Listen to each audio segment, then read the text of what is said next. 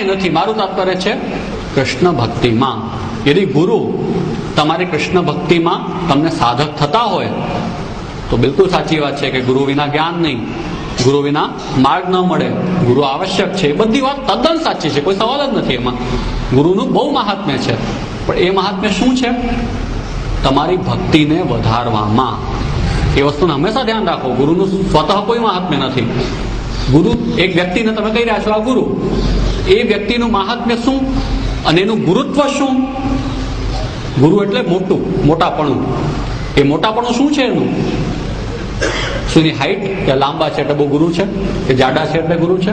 કયા હાથમાં ગુરુ છે તો સમજાવો. તે ગુરુત્વ જેનું એ છે કે એ તમને કૃષ્ણ ભક્તિ જેવી મહામૂલી જે આપણી ધન સંપત્તિ છે, જે આટલી અતિ મહત્વની વસ્તુ છે આપણને મળી રહી છે. દાન બળો કે દાતા. દાન આટલું વિલક્ષણ છે એ તો દાતાનું મહાત્મ્ય. હવે દાન જ ન હોય, દાનને ઉડાવીને તમે કહો દાતાને ચોંટી જઈએ, એવા દાતા શું કામ છે? દાન જ ના આપે. દાન આપતા જ ન હોય તો દાતાનું મૂલ્ય શું રહી ગયું? ખ્યાલ આવે છે ને? એટલે ગુરુની મહત્તા પણ એમાં જ છે કે તમને કૃષ્ણ ભક્તિની પ્રેરણા આપે તો. અને કૃષ્ણ ભક્તિની પ્રેરણા ન આપે તો એવા ગુરુના ત્યાગના પણ ઉદાહરણો છે, વિધાન છે કે આવા ગુરુ તમને કોઈ કામ નથી આવવાના, કે જે તમને ભક્તિનો ઉપદેશ ના આપી શકે, જે તમને સન્માર્ગ પર ન ચલાવી શકે. અંધાનુગાનવત ઉભાવપી પતેતામ. પડશે બંને ખાડામાં. એમ કે છે કે આંધળા પાછળ આંધળો જાય તો શું થાય? એક આગળ વાળો આંધળો, એક બીજો પાછળ વાળો આંધળો. બોલો આંખ વાળો તો હજી જોત કઈ કે એ આંધળો જ છે. કેમ આંધળો છે? કેમ કે શિષ્ય તો એમ માને છે કે અમારે તો કોઈ જોવાનું હોય નહીં, અમે તો આપ જ્યાં લઈ જશો ત્યાં જશું. એટલે ન હોય તો આંધળો થઈને ઊભો હોય આંખ બંધ કરીને. ગુરુજી જશે ત્યાં જવાનું છે, ગુરુજી કહે છે કે આમ કરો એટલે કરવાનું છે. એટલે એ આંધળા હોય તો એ પડે ખાડામાં, પાછળ જતો એ પણ ખાડામાં પડે. આ શાસ્ત્રની વાત છે, તો મારી કથા નથી કર્યો. શાસ્ત્ર કહી રહ્યું છે, પુરુષોત્તમજી એનો ખુલાસો કર્યો છે. यदि અયોગ્ય ગુરુ ભટકાઈ ગયો તો પોતાનું તો નાશ કરવાનો જ છે, તમને પણ સાથે લેતો જશે. હવે ગુરુનું જે થવું એ થાય, તમે પોતાનું તો વિચારી લો. એટલું તો આપણે કરીએ, દરેક વ્યક્તિ પોતપોતાનું તો વિચારી લે. ગુરુનું ભલું થાય એવી શુભકામના રાખવી, અને આપણે પોતાનું વિચારી લેવું કે આપણે તો ન જઈએ, આપણે રોકવાનો પ્રયાસ કરવો. છતાંય પડી જાય તો આપણે સાથે ન પડીએ. આપણે પછી થોડો સાઈડ ટ્રેક કરીને એવો રસ્તો શોધી લેવો કે જે આપણા આત્મ ઉદ્ધારનો માર્ગ હોય. તો એટલું તો અવશ્ય આપણે વિચાર કરતા રહેવું જોઈએ. યદિ નિષ્ઠા છે તો, यदि महाप्रभुजीમાં નિષ્ઠા છે, यदि કૃષ્ણ ભક્તિમાં નિષ્ઠા છે તો એવું કરવું જોઈએ. यदि ખાલી ખાલી ગુરુ ગુરુ ગુરુ ગુરુ જપવું છે આપણને, એ જપનાને તો કોણ રોકે ને શું કરી શકે? જપતા રહો, જે કાર કરતા રહો. તો એને તો કોઈ રોકી નથી શકવાનું. પડે વાસ્તવિક यदि નિષ્ઠા છે આપણી, તો પછી આપણને માર્ગ પર કૃષ્ણ ભક્તિને ધ્યાનમાં રાખીને ચાલવાનું છે. એમાં જે કશું ઉપયોગી છે તે બધું શ્રેષ્ઠ છે. જે અનુપયોગી છે તેને જેટલું બને એટલું દૂર રાખવાનો પ્રયાસ કરો. તો આ સંદર્ભમાં વસ્તુ અહીં મહાપ્રભુ કહે છે કે આચાર પલાય એટલું પાલીને અને પ્રભુની ભક્તિ કરો. ઘર તમારું ઉપયોગી થઈ જાય. ઘરમાં રહેનારા જે તમારા સગા સંબંધીઓ છે, જે તમારો પરિવાર છે, એને પણ સાથે જોડી લો. કેમ કે એ સાથે જોડાશે તો તમે જોડાશો. એ સાથે હશે તો તમારી બુદ્ધિ સ્થિર હશે. એ અલગ ચાલે છે ને તમે અલગ ચાલો છો ને એના કંઈક વિચારો ને તમારા કંઈક વિચારો, પછી નિરંતર ખેંચતાણ થાય અને એ ખેંચતાણમાં પ્રભુમય ચિત્ત બની ન શકે. એટલે પ્રયાસ એ કરો કે બધી અનુકૂળતા થઈ જાય અને કરીને આપણે આગળ વધી શકીએ. એકાદ પ્રશ્ન છે આપણે વિચારીશું.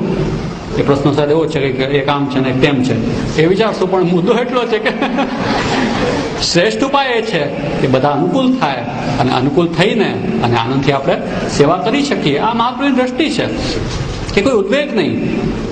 અને સર્વ સમર્પણનો મહાપ્રભુજીનો સિદ્ધાંત પણ એક સીધી સી વાત છે. આના વિના ક્યાંય સંભવ ખરો? પોતાના ઘરમાં પોતાના પરિવાર સહિત પોતાનું સર્વ સમર્પણ કરીને આપણે જે સેવા કરી શકીએ એ આપણા ઘર સિવાય ક્યાંય નથી થઈ શકવાની. બ્રહ્મ સંબંધ મંત્રમાં જે આપણે સંકલ્પ કર્યો છે એ સંકલ્પની પૂર્તિ ઘરમાં તમે સેવા ન કરો, કેવી રીતે સંભવે? સંભવ જ નથી. બધું તમે કરી છૂટો. આપણે કંઈક અમે ક્યાંક ફૂલ ભરી આવ્યા, આપણે ક્યાંક અમે સામગ્રી કરી આવ્યા, ક્યાંક સોની કરી આવ્યા, મંદિરમાં જઈને આપણે દર્શન કરી આવ્યા, કંઈક મનોરથના પૈસા નોંધાવી આવ્યા, પછી એનો પ્રસાદ આપણને મઠડી મળી ગઈ લઈ આવ્યા. તો બધું જ આપણે કર્યું. એ બધામાં સર્વ સમર્પણનો સિદ્ધાંત શું સિદ્ધ થઈ રહ્યો છે? ગણો, તમે ગણતરી લો કે કેટલી વસ્તુ તમારી સમર્પિત થઈ, અને એના કરતાં અનેક ગણી વસ્તુ અસમર્પિત રહી ગઈ એ નિશ્ચિત વાત છે. જેટલી સમર્પિત થઈ એના કરતાં અનેક ગણું અસમર્પિત રહ્યું જ છે. અને એ વસ્તુ ઘરમાં તમે સેવા નહીં કરો ત્યાં સુધી થિયોરેટિકલી સંભવ નથી. થિયરી જ વસ્તુ બતાવી રહી છે. કેવી રીતે સંભવ થાય?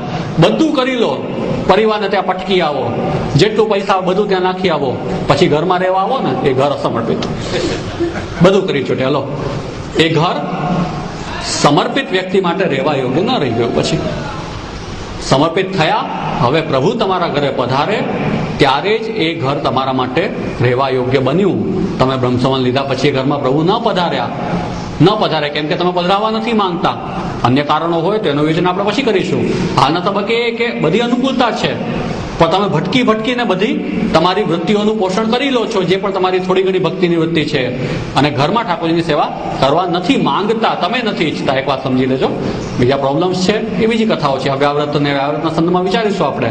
પણ મુદ્દો એટલો છે કે બધી અનુકૂળતા છે, ખાલી કોઈ ભયને કારણે કે કોઈ ભ્રાંતિને કારણે કે કોઈ ઉપેક્ષાને કારણે યદિ આપણે સેવા નથી કરવા માંગતા, તો મહાપ્રભુની દ્રષ્ટિએ આપણે ભક્તિ માર્ગને લાયક નથી. તો આ વાતને સરખી રીતે સમજી લો. એટલે જે અવ્યાવૃત્ત છે, જે સરખી રીતે પ્રભુમય થવા સક્ષમ છે, જેનું પ્રભુમાં ચિત્ત લાગી શકે છે, તેણે તે રીતે સ્વધર્મના પાલનપૂર્વક પ્રભુની ભક્તિ કરવી જોઈએ. આ સંદર્ભમાં પ્રશ્નો હશે તો ચોક્કસ આપણે એન્ટરટેન કરીશું.